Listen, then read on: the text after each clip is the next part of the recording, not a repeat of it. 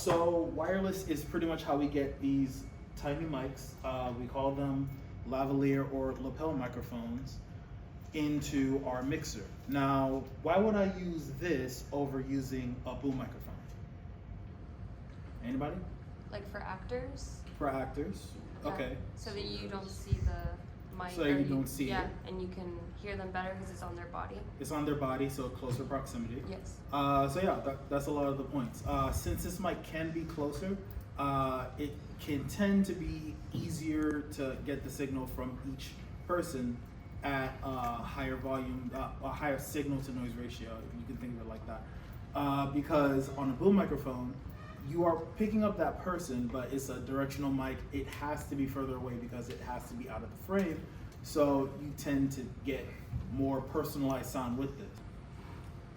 Which this is a receiver, and this is a transmitter. So the lapel microphone goes inside the transmitter, and then that signal gets transferred wirelessly through radio frequencies to the receiver. And then this receiver has output that I'm going to place a 1/8 inch to XLR cable, and that's going to go into one of my mixer channels. So that's how we use a wireless system with a lapel microphone. Now, the way that you can tell on this one which one is a transmitter and which one is a receiver is at the top, the transmitter has a mute switch on this one specifically, and then the receiver does not have a mute switch. They both take 2 AA batteries. You have to press on the side of the left and right of each one of them at the same time, and that opens up the barn door so that you can access the AA battery. AA battery slot, there you go. Underneath the battery slot is also the infrared blaster and receiver on each of them, because on these units you can actually sync them by just pairing them like this when they're in sync mode. And that way any frequency that you use on the receiver is put over to the transmitter so that they reflect the same frequency. Imagine these around 24 to 30 phones or any radio towers or anything like that. All of those can interfere with the signal, but we try to mitigate that by scanning around us and seeing what signals are actually good or bad. So we're gonna go through the whole process on how to set one of these up. And keep in mind, you need a transmitter and receiver per actor. When you receive your bag for one talent, you have your transmitter and receiver like we just talked about. You also have your lavalier lapel microphone. It should typically have a clip on it, and it's this little lapel clip. That's the reason why we call them lapel microphones. And you can attach it onto either a jacket or shirt or anything like that if you're doing something that calls for exposed wiring, meaning it doesn't matter if the microphone is shown because they're kind of just focusing on other things. So it's okay if I just mount the mic somewhat right here, for example, or if you're wearing a t-shirt, you can mount it also horizontally right over here on the cusp of a t-shirt like he's wearing, so that it's just clean audio. You don't have to worry about anything, and typically you're gonna get pretty good audio. But for most narrative and a lot of different TV shows, you want concealed microphone mounting as well, which on this one, you can remove the clip right over here. I just took off the little pop filter. I'm gonna put the pop filter back onto the lavalier microphone. And then now I could put tape, I could put any kind of mounting mechanism on this so that I could hide it underneath a shirt or anything like that, or any kind of clothing that someone's wearing. So that's the lapel microphone. And then you have your 1/8 inch to XLR cable with a locking bit on the end of it. This goes on your receiver, you plug it in like that, and then this little rigid part right here screws onto the receiver so that it locks in place. So that it doesn't pop out or anything like that. And the same locking mechanism is also on your lapel microphone and the transmitter. So same thing, you push it into the slot, and the same rigids, you twist those metal ridges, and then that locks the microphone in place again, so that the actor, if they have to move anywhere or anything like that, it's a walking scene, they have to sit down to have lunch or something like that, you know that the microphone is going to stay secured through all of that. And again, before you go for any big scenes or anything like that, you just make sure, hey, let's do a mic check or anything like that, and you know that the microphone is in place and it sounds good. So there are multiple ways to conceal a microphone. A couple of key notes to keep in mind when you're doing that is, one, this capsule, which is this top part right over here, nothing touches that. Try to go somewhere around the middle of the sternum area, right over here, between the pectoral muscles. Right where a necklace would also fall inside the dead center is probably the best place for miking in this frontal area. If you know what kind of wardrobe that you're going to be working with ahead of time, try to either get someone to wear something similar on a day before the shoot or a couple of days before the shoot, and try to mic it up without it sounding rustly or anything like that. Or also, if there is a wardrobe day where they're trying on all the wardrobe or anything like that, try to ask if sound can also be present so that you and the wardrobe team can actually work together, actually have talent in wardrobe and mic them up so they can see, okay, that sounds really like, that wool is like really rustling with the sound. Can we try miking it over here or anything like that? And that gives you time to think about those kinds of scenarios as they come up. And before you give the green light of, yes, they're ready to go, make sure you hear what they're actually gonna be doing inside of the scene. If they're walking into the room, make sure that they stand up, walk into the room, and you don't hear any rustle. This wireless system requires 4 AA batteries, 2 for the transmitter and 2 for the receiver. I'm going to open up the barn door on the transmitter, slot in the 2 batteries, and then their on and off button is right over here. I just hold that for a second, and it illuminates, and that's how the transmitter turns on. I'm gonna do the same thing for the receiver now.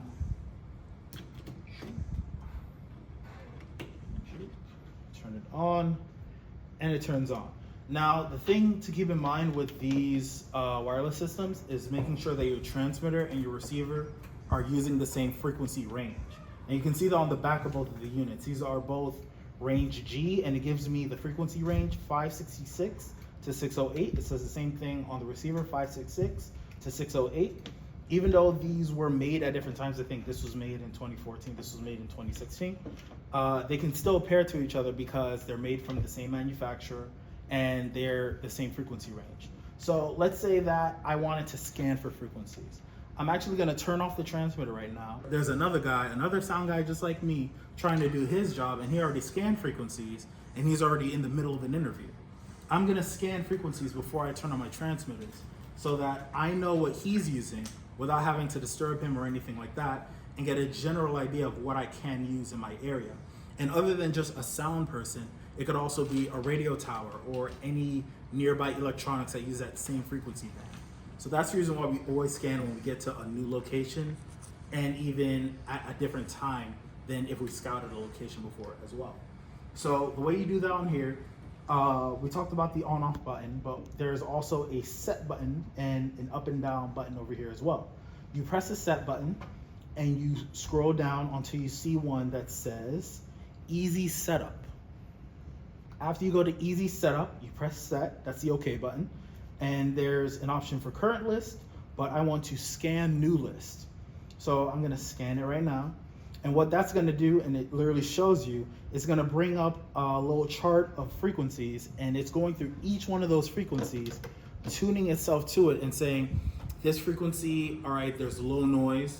All right, it's a good frequency. Let me move on to the next one. Okay, I get like a lot of noise on this one, bad frequency, take it off the list. And it's doing that for each sub-frequency from 566 megahertz to 608 megahertz. And it's compiling a list of all the good ones and giving you a list of that so that you can use them. And this usually takes around 30 seconds to a minute. It's almost to the scan. But after that, you select what frequency is good from that list, which hopefully we get 1 to 2 good frequencies. And then we continue with syncing it to the transmitter, which right here, I think it's about to finish. There you go. So now it's finished, and it says bank 16, there are 12 free frequencies in 16, and there are up to 20 banks, and they can have 20 frequencies each. So we're gonna press the on-off button. That's gonna bring us back to the home screen. And over here, there are 2 different level meters.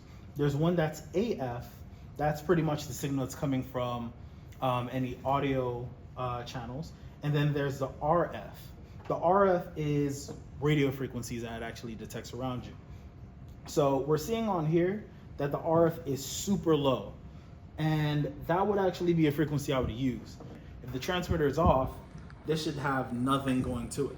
There's nothing going to it, and I'm gonna tune my transmitter to that same frequency. So I'm gonna turn on my transmitter, let it fully boot on. Now I'm gonna go on my receiver again, and I can sync that same frequency, like I said, to this transmitter using the IR sensor. So we're just gonna scroll down until we see the word sync. We're gonna press set, and we're gonna align these two, and then you see that little check mark. That's how I know that both the transmitter and receiver are now synced to each other. And if I look at the transmitter, it's on the same frequency as my receiver, and also on the receiver it has RF in green. That's how I know that it's getting high signal from my transmitter. Syncing the actual frequency that you use, you need to make sure that the sensitivity on your transmitter is good to go. And right now, as you can see, there's this little AF peak. That's letting you know that this microphone is peaking on your transmitter's preamp, which it is a preamp inside of here that's elevating the sound of this microphone so that it's at a listenable level. If it's too loud on here, it's going to distort from here. And if it distorts on here, it's going to be distorted on a receiver. If it's distorted on the receiver, it's going to be distorted on a mixer or recorder that you're using. So that's the reason why we always start from wherever the mic is actually plugged in and see how we can manipulate that sensitivity or that gain level, trim. They're all the same kind of phrasing for what we actually need to get done, of making sure that the microphone level isn't too high or too low for what we're actually trying to do. And plug it in, lock it into place. Now, this is a different mic than this one, so they're gonna be at different levels. So now I'm gonna just talk through it again. 1, 2, 3, hey, hey, hey. And I'm just gonna illuminate that so you can see. But now the lows are actually jumping to a suitable level that I'm actually used to. And I'm saying 5, 6, 7, 8, 9, 10, 11, 12. And they're actually getting to the top of the meters over here. So I know that this mic is working. So I probably just got a lemon on this lapel microphone, which happens sometimes. But you just make sure to do these kinds of tests while you're at the renting center. And our renting center is the equipment room. So if you're getting anything from the equipment room, make sure to check it before you leave with it, because it'd be unfortunate that you get something from the equipment room and it doesn't work, but it's even more unfortunate if you get all the way to your set and then you realize something doesn't work. Now on my receiver end, I want to make sure that I talk the same way. Mic check 1, 2, hey, hey, hey. Check, check, 1, 2, 1, 2, 1, 2. I'm seeing the levels jump a good amount. They're like hitting kind of the middle area, and I'm gonna go with that because right now I'm seeing that my receiver is at -6 dB. Typically on the receiver, since I already know the transmitter is good on its level, I'm gonna set this to 0 dB. And the reason why I'm doing that is because 0 decibels instead of the -6, it's not adding any volume and it's not attenuating any volume that's coming straight from the transmitter. And this way, I'm going to have the most flexibility if something's too loud or something's too soft on this end. Now, if I hear distortion, first I'm gonna go back to my transmitter, make sure that it's not peaking or anything like that. And even if it's not peaking, if it's just going a little bit to the high levels, I'm just gonna turn it down by 3 decibels and see what happens. If I'm still getting distortion, then I go to the receiver and I say, okay, maybe that level is just way too high for my mixer to handle. And then I'm gonna turn that back down to the 6 decibels or even lower and see if that works.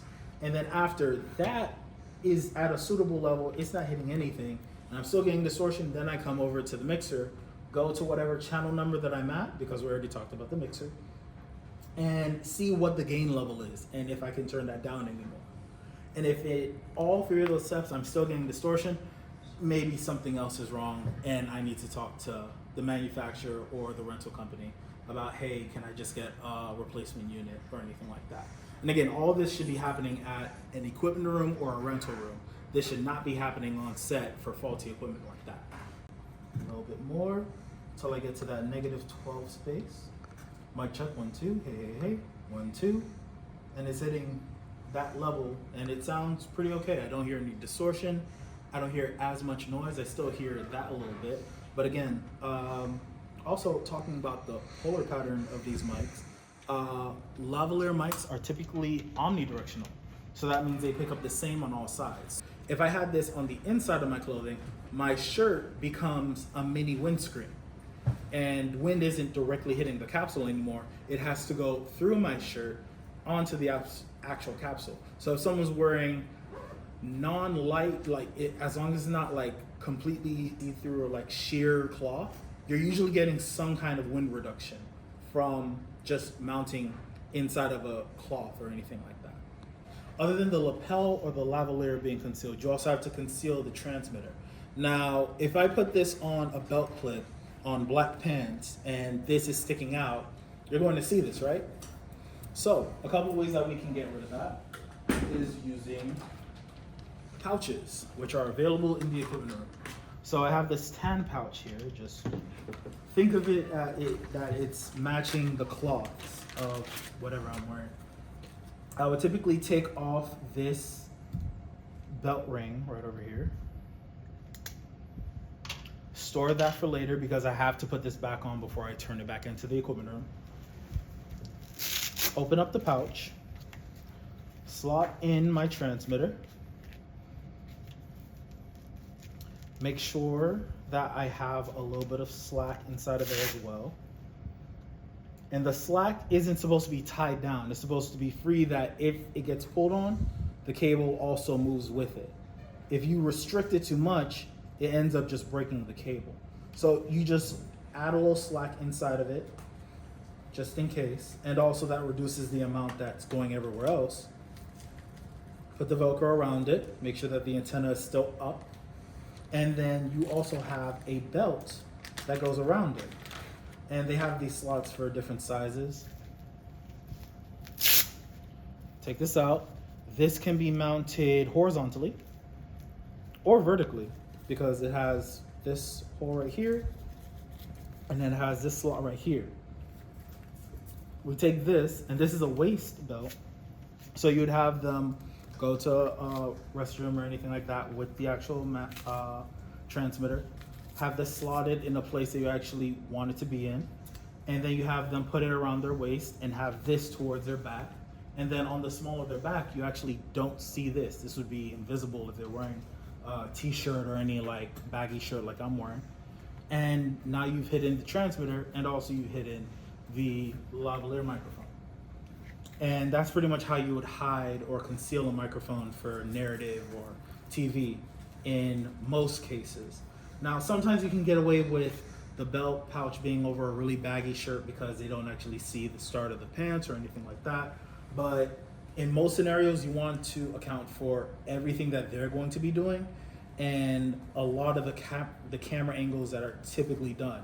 Typically is done from the front, mid-waist shot or anything like that. So the waist is inside of most of those shots. So am I gonna put the mic pouch to the front?